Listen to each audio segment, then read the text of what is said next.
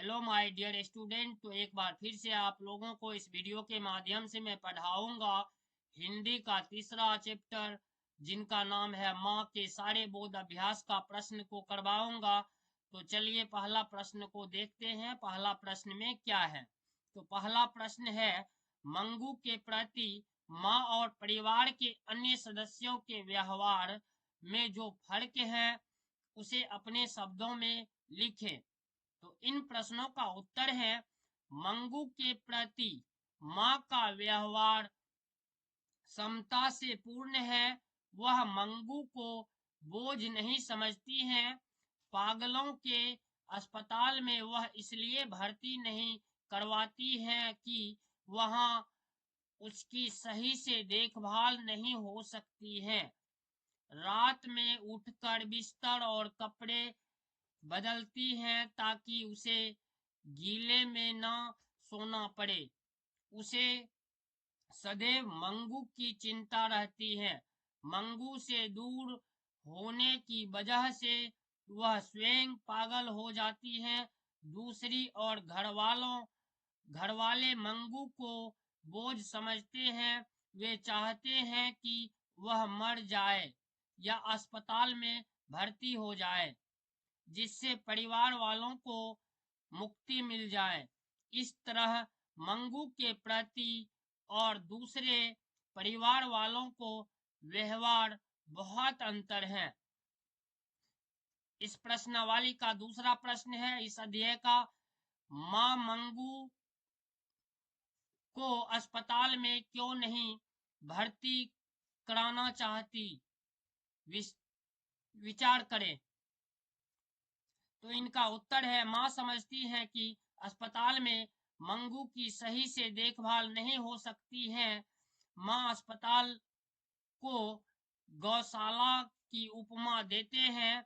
माँ को लगता है कि मंगू नित्य क्रियाएं एवं नहीं कर सकती हैं। अस्पताल के लोग इसका ख्याल नहीं रख सकते हैं, इसलिए माँ मंगू को अस्पताल में भर्ती नहीं कराना चाहती थी। तो चलिए इन प्रश्नावली का तीसरा प्रश्न को देखते हैं क्या है। तीसरा प्रश्न है, कुसुम के पागलपन में सुधार देख मंगू के प्रति परिवार और समाज की प्रतिक्रिया को अपने शब्दों में लिखे। तो इन प्रश्नों का उत्तर है, कुसुम के पागलपन में सुधार देखकर परिवार और पड़ोसी सभी माँ को मंगू को अस्पताल में भर्ती करने की सलाह देने लगे। माँ ने फिर भी विश्वास नहीं किया। माँ ने पहले अच्छे से तसल्ली की। एक दिन स्वयं कुसुम से मिली। कुसुम ने बताया कि अस्पताल में बहुत अच्छे से रखा जाता है। कुसुम की बात में अस्पताल के विषय में माँ के विचार बदल गया। कुसुम के बताने के बाद ही माँ को अस्पताल के प्रति श्रद्धा जगी। जब माँ स्वयं मंगू को लेकर अस्पताल जाना चाहती थी। तो चौथा प्रश्न है, कहानी के शीर्षक की सार्थकता पर विचार करें। तो इन प्रश्नों का उत्तर है, प्रस्तुत कहानी में मंगू की माँ केंद्रीय भूमि में है। माँ सिर्फ मंगू की माँ ही नहीं बल्कि वह सभी माताओं का प्रतिनिधित्व करती है। इसके साथ ही यह कहानी वात्सल्य भाव पर आधारित है। मंगू के प्रति माँ का अटूट और अमिट प्रेम को यह कहानी व्यक्त करती है। इस आधार पर ही लेखक के इनका नाम रखा है। इससे अच्छा और उपयुक्त नाम कोई और नहीं हो सकता है। अतः इस कहानी का शीर्षक सार्थक हैं। पांचवा प्रश्न है, मंगू जिस अस्पताल में भर्ती की जाती है उस अस्पताल के कर्मचारी व्यवहार कुशल हैं या संवेदनशील। तो इन प्रश्नों का उत्तर है, मंगू जिस अस्पताल में भर्ती की जाती है उस अस्पताल के लोग संवेदनशील हैं। मंगू जब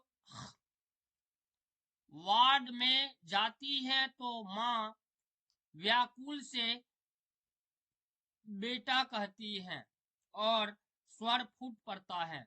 माँ की बेटी के प्रति ममता को देखकर सारा अस्पताल शोक में डूब गया। सारे कर्मचारियों का हृदय भर गया, दीवारों अद्र हो उठा।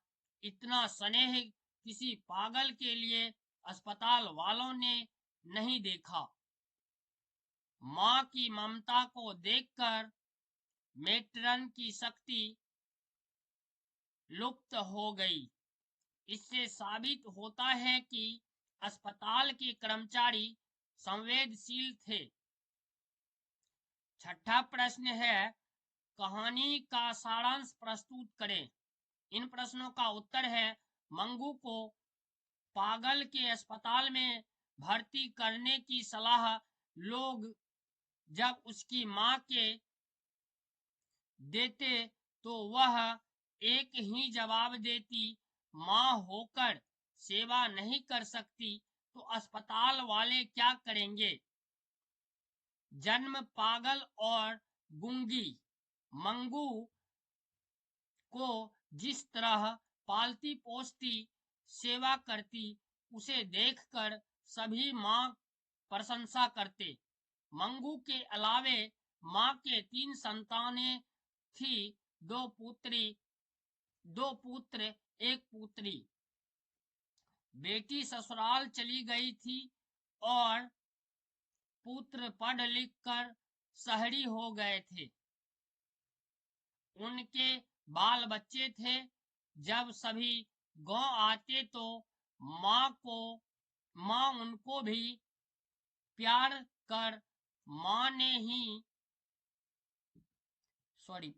करती, किंतु बहुओं को संतोष न होता। वे कसम खाने लगती, कहती मंगू को झूठा प्यार दुलार कर माँ ने अधिक पागल बना दिया है। आदत डाली होती तो पखाना पेशाब का तो ख्याल रखती। डांट से तो पशु भी सीख लेते हैं। बेटी भी ऐसी ही बातें सुनती। पुत्र माँ के भाव को समझते थे, इसलिए कुछ नहीं कहते थे। तो इसी तरह के वीडियो को पाने के लिए और कक्षा 10th के संपूर्ण विषयों के तैयारी के लिए हमारे RSSPS मैथ चैनल को सब्सक्राइब कीजिए। और एक बात और मैं बता देना चाहूँगा इस वीडियो के माध्यम से, यदि आप क्लास 10th के बच्चे हैं, यदि आप क्लास 12th के बच्चे हैं तो इस चैनल को सब्सक्राइब कर ले, क्योंकि मैं इस चैनल पे संपूर्ण विषयों का क्लास 10th और 12th का तैयारी करवाऊंगा।